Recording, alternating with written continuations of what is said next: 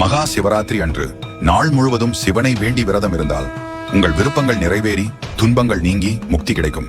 இந்த ஆண்டு மகா சிவராத்திரி பிப்ரவரி 26ஆம் தேதி நடைபெறுகிறது. குறிப்பாக இரவு 12:09 முதல் 12:59 வரை சிவனிடம் நீங்கள் என்ன வேண்டினாலும் அது நடைபெறும். பூஜைகள் மாலை 6 மணியில் துவங்கி மறுநாள் காலை 6:30 மணி வரை நடைபெறும். இதில் 4 கால பூஜைகள் உள்ளன. ஒவ்வொன்றும் சுமார் 3 மணி நேரம் நீளமாகும். இதில் மிக முக்கியமானது 3ஆம் கால பூஜை.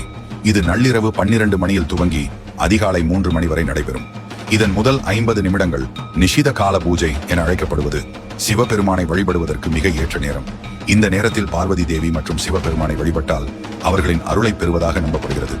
மகா சிவராத்திரி விரதம் பிப்ரவரி 27 காலை 7 மணிக்கு நிறைவடையும்.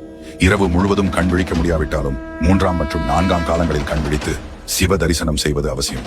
இந்த நேரம் உங்கள் பக்தியிலும் புதிய ஆற்றலும் அருளும் தரும்.